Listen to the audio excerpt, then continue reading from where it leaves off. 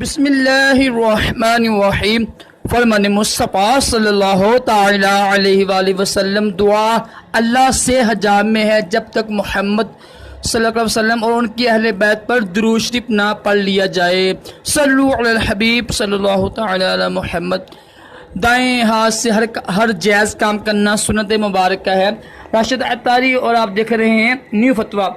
انشاءاللہ دعوت اسلامی کہ یعنی اہل سنت و جماعت جو ہماری جماعت جی یہ دیکھیے یہ فتویٰ لکھا ہوا ہے، یہ تھا نا الکحل پرفیوم کا استعمال کرنا کیسا ہے۔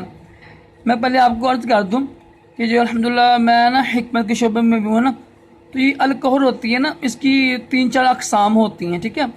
کچھ یہ الکحل ہوتی ہے نا، یہ دوئی میں استعمال ہوتی ہے نا، ہومیوپیتھی دوئی میں استعمال ہوتی ہے نا، تو کچھ بنتی ہیں گندم سے بنتی ہے نا، آلو وغیرہ سے اور چیزوں سے بنتی ہیں، گنے سے بنتی ہیں شراب، ٹھیک ہے، الکحل۔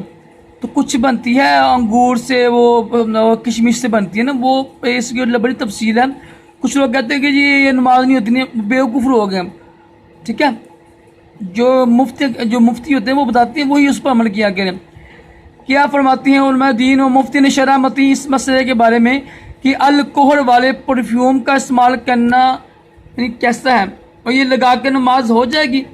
جواب سنیں، الکحل والے پرفیوم کا استعمال جائز ہے اور اس کو لگا کے نماز پڑھنا بھی جائز ہے کہ فقہائے کرام جو ہے نا، بڑے بڑے جو علماء کرام ہیں نا، انہوں نے عمومی یہ نا ایک وجہ ہوتی ہے دین میں، جو 7 وجہ ہوتی ہیں، ٹھیک ہے، اور تعامل نہ اس کی وجہ سے انہیں موجودہ زمانے میں نا اس کی اجازت دے دی، کیونکہ مشکل بچنا بہت مشکل ہو گیا نا، حرج بھی ہوتا ہے۔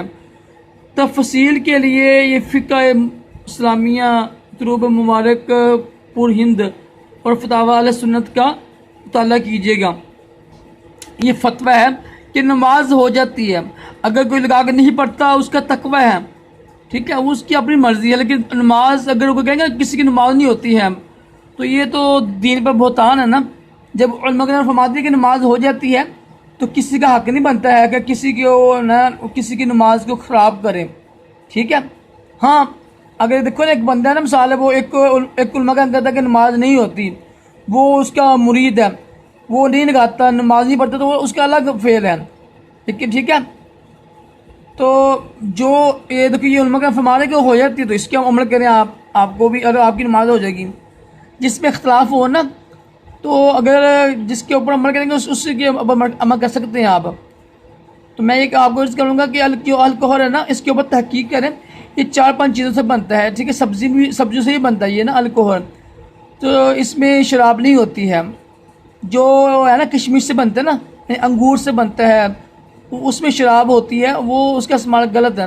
اس کے بارے میں بہت لمبا تفصیل لکھا ہوا ہے، فتویٰ لکھا ہوا ہے، میں بتاؤں گا انشاءاللہ وہ بھی آپ کو کسی دن نا۔ تو آپ خود نہ مفتی بنا کریں، خود نہ کہ کہا کہ یہ آپ کی نماز نہیں ہوتی، فلاں نہیں ہوتی ہے، حرام ہے، ایسے ہے۔ تو جو ہے نا الکحل ہے نا، جو دوئیوں میں استعمال ہوتا ہے نا، اکثر ہومیوپیتھی دوئیوں میں الکحل استعمال ہوتا ہے، تو یہ دوئیوں کے حالات سے ویسے یہ جائز ہے۔ پرفیوم لگانا بھی جائز ہے۔